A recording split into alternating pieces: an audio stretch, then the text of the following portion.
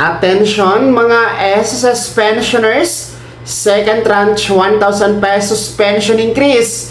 Matatanggap ba bukas kasabay ng pension crediting ng ating mga first batch? Well, ang latest na update pag-uusapan natin dito sa video. Hello mga ka-vlogs! Welcome dito sa aking YouTube channel. Magandang araw po sa lahat ng mga manonood. Saan po kayong dako sa mundo? Kumusta mga ka-vlogs? Well, eto dahil bukas nga po ay pension releasing schedule para sa ating mga pensionadong kabilang sa unang batch. Yung mga merong date of contingency o araw ng kapanganakan, araw ng pagkamatay, pagkasakit o pagkabalda mula 1st to 15th day of the month.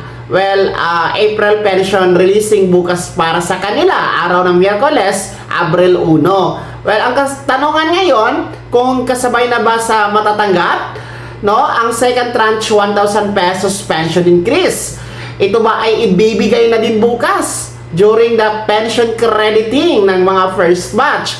Well, una sa lahat, ang atin pong second tranche 1,000 pesos pension increase sa kasalukuyan ay nananatili itong nakahang mga ka-vlogs, At wala pa talagang abiso at anunsyo from the SSS kung ano po ang tunay talaga na status dito, kung ibibigay pa ba o hindi na. Sa ngayon kasi, ang tanging pension increase na meron tayo ay yung nasa ilalim ng SSS Pension Reform Program. Ito po yung pension increase na ipapatupad na magkasunod-sunod sa loob ng 3 taon mula 2025, 2026 hanggang 2027. Well, in fact, nagsimula na nga po ito noong September 2025 ang first round at susundan ito ng second round ngayong September 2026 at ang third and final round ay magaganap ngayong 2027 ng Setyembre. So, every September lang din po yon. At ang kaibahan kasi dito ay by percentage ang computation. Nakabase sa percentage mga ka-vlogs ang pension increase under the Pension Reform Program.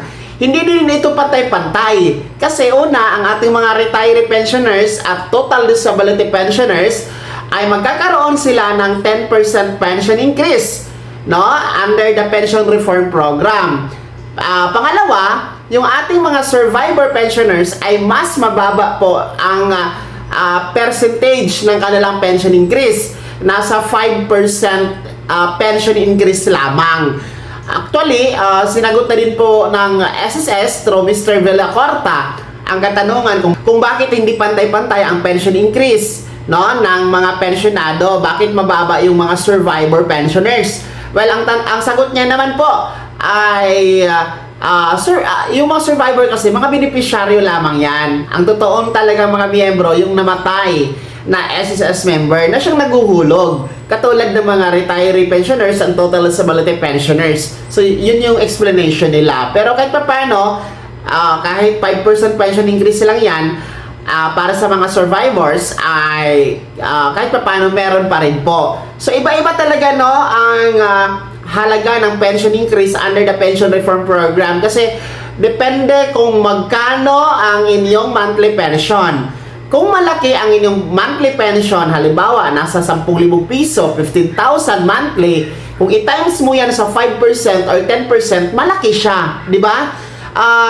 Pero kung dito lang tayo sa mababa, halimbawa yung 2,400 pesos monthly, kung i-times mo siya sa 10% or 5%, maliit lang ang pension increase. Pero ganun pa man, kahit pa paano, ay merong dagdag, So, hindi pantay-pantay ang pension increase under the Pension Reform Program. Hindi katulad dito sa second tranche, 1,000 pesos pension increase, na naka-fix po siya. 1,000 piso. Pantay-pantay. Kahit mula sa pinakamababang pensyon hanggang sa pinakamalaking buwanan na pensyon, pantay-pantay po. 1,000 piso po talaga yan. So, yun yung kaibahan nila.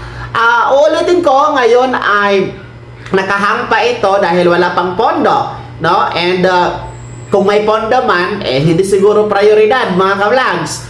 Nasasabi kong may pondo dahil meron naman talagang pondo. Ayon sa ulat ng SSS at ng Department of Finance, ay malaki ang naging net income ni SSS last year, 2025, na umabot sa 142 billion mahigit. And yung reserve fund, well, nasa 1 trilyon po yan. No? First time sa SSS history na umabot sa ganoon ang reserve fund ni SSS at ang total asset nasa 1 trillion pesos din po. No? Kaya merong pera ang SSS mga ka-vlogs. Tingnan natin.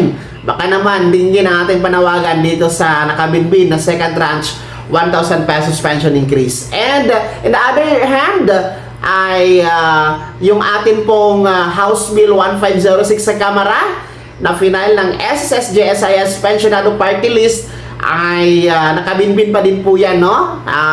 Yan po ay House Bill 1506 na kung saan kung papasayan, maoobliga ang SSS na magpatupad ng 1,000 piso na pension increase para sa lahat ng mga pensionado. Well, sana ma-approve yan sa Kamara. So, dito tayo sa katanungan kung meron bang second tranche 1,000 pesos pension increase ang kasama sa makikredit, kasama sa maibibigay bukas para sa ating pension releasing ng mga first batch. Ang direktang kasagutan, wala po. No? Wala tayong aasahan na second tranche bukas na 1,000 piso.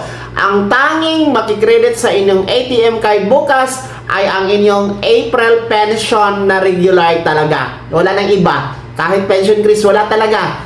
Kung ano lang ang inyong monthly pension, yun lang talaga. Wala nang iba. Mga SSS first batch pensioners, maging ang ating mga second batch ngayong April 16, wala din po. Okay? So, hayaan nyo. Time to time ay mag-update ako sa inyo para nang sa ganon ay alam nyo kung meron na ang inyong inaantay na second tranche 1,000 pesos pension increase. Kaya naman mga SSS pensioners, ano po yung komento at reaction sa balitang ito? Ibahagi niyo po sa comment section na nasa baba, pakilakip ng buong pangalan at kung taga saan kayo. Kung bago ka pa lang sa aking channel o di ka pa nakasubscribe, i-click niyo muna ang subscribe button na nasa baba. Huwag kalimutan na pindutin ang notification bell, ilagay sa all para una ka sa mga balitang i-upload ko. Maraming salamat! God bless!